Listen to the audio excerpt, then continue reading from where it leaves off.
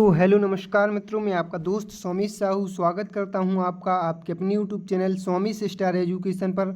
तो दोस्तों, जैसा कि हमने सुबह एक वीडियो बनाया था उसमें हमने बताया था कि 1-2 दिन में आपका जो आदेश है चॉइस फिलिंग को लेकर वो आ जाएगा। और दोस्तों अभी 10 मिनट पहले हमारा जो चॉइस फिलिंग का आदेश है वो DPI द्वारा जारी कर दिया गया है। आप देख सकते हैं ये 26 अभी हुआ है 26/6/2025 को, और ये समय सारणी दी है वो हम आगे वीडियो में बात करने वाले हैं। तो आप लोगों से रिक्वेस्ट है कि वीडियो को पूरा देखें, हम पूरी प्रोसेस इस वीडियो में बताने वाले हैं और अपने मित्रों में ज़रूर शेयर करें। थोड़ा सा पेशेंस बनाए रखना है और पूरा ही देखना है, तभी आपको जाना है।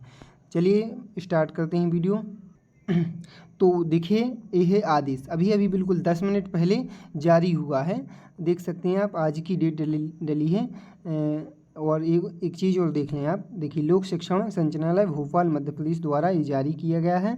हालांकि अपनी जो काम की जानकारी है वो ही हम इस वीडियो में बता रहे हैं, ठीक है। और बाकी यदि आपको नोटिफिकेशन पूरा पढ़ना है तो मैं आपको प्रोवाइड कर दूंगा, ठीक है। तो आप पूरा रीड कर लेना, या फिर आप स्क्रीनशॉट भी ले सकते हैं यदि, या फिर आपको मिल भी जाएगा। तो चलिए जो मेन जानकारी है वो मैं आपको विषय देखिए, शैक्षणिक सत्र 2025-26 में रिक्त पदों के विरुद्ध अतिथि शिक्षकों की व्यवस्था के संबंध में, यानी कि अतिथियों की भर्ती के बारे में है, ठीक है। उसके बाद दोस्तों देखिए, एक तो पहला पॉइंट है अपना काम का है जो अतिथि शिक्षक आमंत्रण हेतु रिक्तियों का प्रमाणीकरण है, ठीक है। तो ये लॉन्ग टर्म का आदेश है जो लॉन्ग टर्म में मतलब होता है दोस्तों जो पद स्थायी है, ठीक है। क्या होता है, कुछ पद होते हैं वो शॉर्ट टर्म होते हैं। शॉर्ट टर्म का मतलब होता है दोस्तों, जैसे कि कोई देखो, शॉर्ट टर्म वैकेंसी वो होती है दोस्तों कि कोई टीचर कहीं दूसरे स्कूल में मतलब अटैच है, या फिर किसी टीचर ने लीव ले ली है तो फिर वहाँ पर गेस्ट टीचर की नियुक्ति होती है, वो कहलाती है अस्थायी रिक्ति या फिर शॉर्ट टर्म, ठीक है। उसके बाद दोस्तों हाँ, एक पॉइंट देखिए यहाँ पर हमें, अरे इम्पोर्टेंट चीज़ है, देखिए एक चीज़ क्लियर करूँगा, बस आपको थोड़ा सा वीडियो लंबा हो सकता है तो आपको पूरा देखना है। ऐसे नियमित शिक्षक जो BEd MAd पाठ्यक्रम में गत वर्ष से प्रवेशित हैं, उनके कारण अतिरिक्त एवं वास्तविक आवश्यकता होने के अतिरिक्त संकुल प्राचार्य द्वारा पोर्टल पर दर्ज की जा सकती है। मतलब ऐसे टीचर हैं कुछ, मतलब ये पॉइंट उनके लिए है, कुछ ऐसे टीचर जो कि क्या कर रहे हैं, BEd कर रहे हैं या फिर MAd कर रहे हैं, तो क्या है वो अभी स्कूल से मतलब बाहर हैं, क्योंकि वो कॉलेज वगैरह में अभी जा रहे हैं, ठीक है। तो उनकी जगह पे अतिथि शिक्षक को रखा जाना है। और वो जो रिक्वेस्ट है मतलब रिक्ति की, वहाँ पर रिक्वेस्ट कौन करेगा ऐसी कंडीशन में, संकुल प्राचार्य करेंगे कि यहाँ पर स्थायी एक पद होना चाहिए अतिथि का। चलिए अब मेन जो आपकी डेट वगैरह है वो ये जाननी है आपको, ठीक है। तो सबसे पहले तो लॉन्ग टर्म रिक्ति अपडेशन, ठीक है, शाला प्रभारी द्वारा, ठीक है। लॉन्ग टर्म यानी कि स्थायी पद कितने हैं, ये 26 से 29 तक शाला प्रभारी को कंफर्म करके देना होगा, ठीक है। लॉन्ग टर्म यानी कि पहले ही बता चुका हूँ स्थायी पद, ठीक है। इसके बाद अतिरिक्त रिक्ति हेतु मांग दर्ज, यानी कि मान लो कहीं पर बच्चे ज़्यादा हैं तो प्रभारी को लग रहा है संकुल प्राचार्यों को कि यहाँ पर जैसे मान लो कहीं संस्कृत का पद होना चाहिए बच्चों के हिसाब से, ठीक है। तो फिर संकुल प्राचार्य क्या करें, वहाँ रिक्वेस्ट भेजें अपनी ID से। ये कब तक करना है, 26 से 29 तारीख तक करना है, 3 दिन का टाइम है, ठीक है। तीसरा जो पॉइंट है, अतिथि शिक्षक आमंत्रण हेतु GFMS पोर्टल पर रिक्तियों का प्रदर्शन, यानी कि अपना जो पुराना पोर्टल था GFMS पोर्टल, उस पर रिक्तियां कब प्रदर्शित होने लगेंगी, तो आपकी 30/6/2025 यानी कि 30 जून से आपकी जो हैं रिक्तियां दिखने लगेंगी। ये कहाँ दिखेंगी, GFMS पोर्टल पर। इस पर भी मैं एक अलग से वीडियो बना दूंगा, ठीक है, टेंशन नहीं लेना, अभी जो बता रहे हैं वो जान लो। चौथा पॉइंट है, विगत सत्र में कार्यरत अतिथि शिक्षकों द्वारा GFMS पोर्टल पर उपस्थिति हेतु रिक्वेस्ट दर्ज करना, यानी कि जो पुराने अतिथि शिक्षक हैं उनको GFMS पोर्टल पर उपस्थिति हेतु, यानी कि अपनी उपस्थिति हेतु रिक्वेस्ट दर्ज करना होगा। पिछले साल भी हमने रिक्वेस्ट दर्ज की थी, तो क्या है ये आवेदक स्वयं के द्वारा करना है, ठीक है।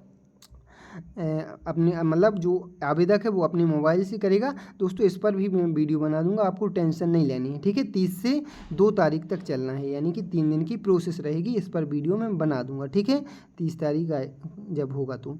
पाँचवा पॉइंट है शाला प्रभारी एजुकेशन पोर्टल 3.0 पर अतिथि शिक्षक द्वारा की गई उपस्थिति रिक्वेस्ट का प्रमाणीकरण कर उपस्थित कराना। यानी कि ये काम है किसका, शाला प्रभारी का। हम रिक्वेस्ट भेजेंगे यहाँ से, शाला प्रभारी हैं जो हमारे उस रिक्वेस्ट को वेरीफाई करेंगे, प्रमाणीकरण करेंगे। उसके बाद अतिथि शिक्षक को स्कूल में बुलाने की जिम्मेदारी रहेगी शाला प्रभारी की। एक काम है कब से होना है, 1/7 से 3/7 तक, ठीक है, यानी कि 1 जुलाई से 3 जुलाई तक होना है, ठीक है। तो ये थी जो दोस्तों आपकी समय सारणी थी। यदि आपको कोई पॉइंट समझ में नहीं आता है तो आप कमेंट कर देना, बाकी और भी जो पॉइंट हैं इसको भी आप एक बार जान लें, ठीक है। अच्छे से समझना है एक पॉइंट को, नहीं तो आपको परेशानी में आप ही आ सकते हैं। अतिथि शिक्षक पोर्टल पर आवेदक का जिस पैनल का स्कोर कार्ड है केवल उसी पैनल में विद्यालय में उपस्थिति हेतु रिक्वेस्ट दर्ज करें। यानी कि मान लो आपका सोशल साइंस का है स्कोर कार्ड, तो आप केवल सोशल साइंस के लिए ही विद्यालय में रिक्वेस्ट दर्ज करें।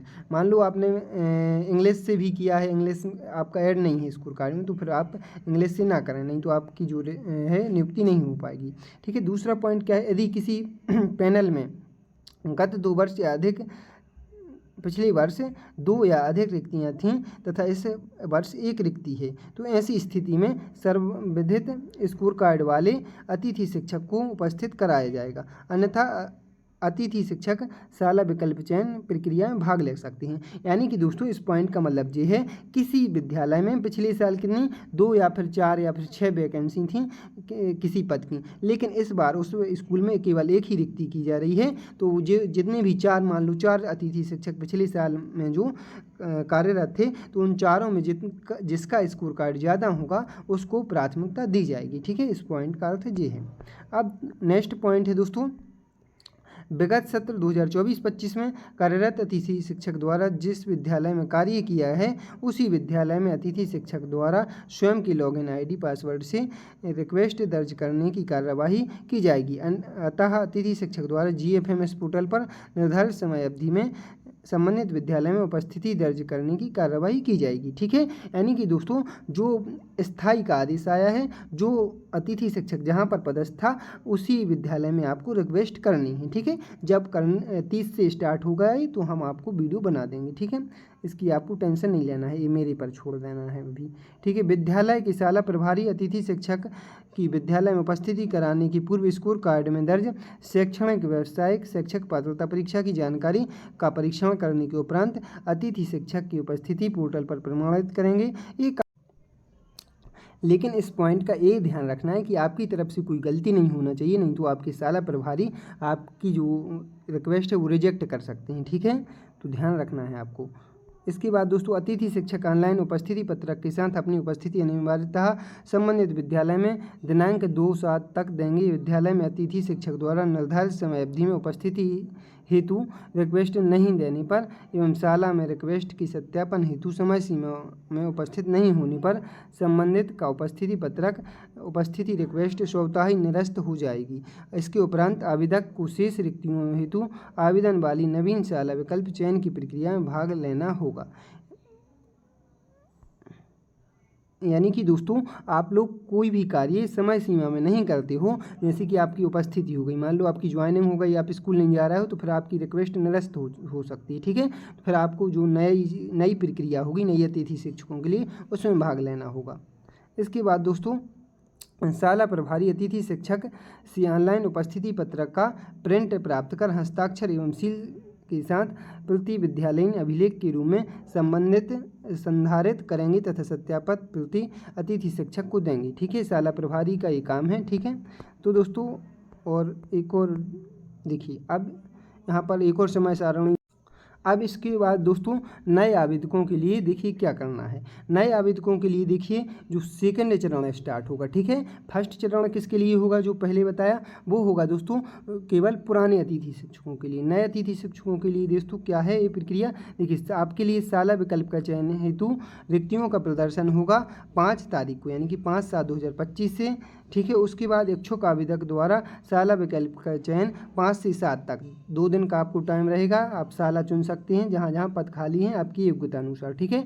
शाला विकल्प का चयन के आधार पर मेरिट क्रम में शाला आवंटन, यानी कि आपको शाला का पता 9 तारीख को चलेगा, 9 जुलाई को चलेगा। अतिथि शिक्षक को दी गई शाला हेतु GFMS पोर्टल पर आवेदकों द्वारा उपस्थिति हेतु रिक्वेस्ट दर्ज करना, ठीक है। आपको मान लो जो शाला मिली है फिर आपको उसमें रिक्वेस्ट करना होगा। इसमें भी आपके पास 3 दिन का टाइम रहेगा, 10, 11, 12, ठीक है। इसके बाद दोस्तों जो शाला प्रभारी हैं वो वेरीफाई करेंगे आपकी 10 से 10, 11, 12, ठीक है। 2 दिन ही वो 2-3 दिन आपकी वेरीफाई करेंगे। तो दोस्तों ये कुछ निर्देश हैं जो आप पढ़ लें नए अतिथि शिक्षक, और सभी के लिए हैं ये जो निर्देश हैं, सभी के लिए हैं। आप पुराने हो या फिर नए हो, सभी के लिए पढ़ना है। तो दोस्तों ये था हमारा जो नोटिफिकेशन। यदि आपको कोई भी पॉइंट इसमें समझ में नहीं आता है या फिर आपको किसी प्रकार की परेशानी होती तो आप ज़रूर कमेंट करें, मैं ज़रूर रिप्लाई करूँगा। और जितनी भी प्रक्रिया है जैसे चॉइस फिलिंग कैसे करना है, रिक्वेस्ट कैसे करना है, एक बार ये चालू हो जाए जैसे ही 30 तारीख से होनी है तो मैं आपको सारी वीडियो बना दूँगा। बस आपको चैनल को सब्सक्राइब करके रखना है और अपने दोस्तों में वीडियो शेयर करते रहना है। तो मिलते हैं बहुत जल्द नई जानकारी के साथ नई वीडियो में, तब तक के लिए thank you so much, bye bye, take care.